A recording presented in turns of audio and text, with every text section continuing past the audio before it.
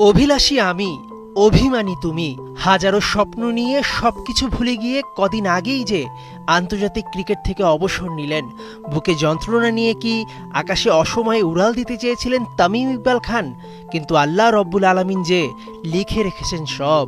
গাজীপুরের অখ্যাত এক হাসপাতালে চিকিৎসকরা কয়েক ঘন্টার চেষ্টায় বাঁচিয়ে তুললেন তামিম ইকবালকে। যেন সৃষ্টিকর্তা তার বান্দাকে পাঠিয়েছেন আরও অনেক বছর। তামিমের মতো ভালো মানুষ এই বিশ্ব ব্রহ্মাণ্ডে বেঁচে থাকুক, চোখ খুলে তাকিয়ে বলুক আলহামদুলিল্লাহ।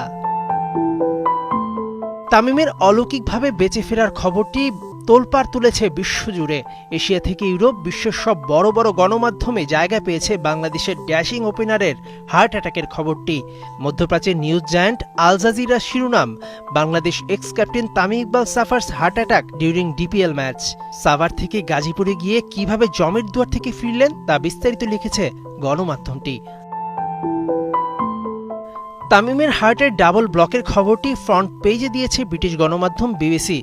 বাদ যায়নি আরেক ব্রিটিশ গণমাধ্যম মিরর। তামিমকে লিজেন্ড ক্রিকেটার সম্বোধন করে তারা লিখেছে ৩৬ বছর বয়সেই হার্ট অ্যাটাকের কবলে হাসপাতালে ভর্তি। ক্রিকেটের সবচেয়ে রমরমা বাজার ভারতে। আইপিএলে খেলার সুবাদে ভারতেও আছে তামিমের ভক্ত।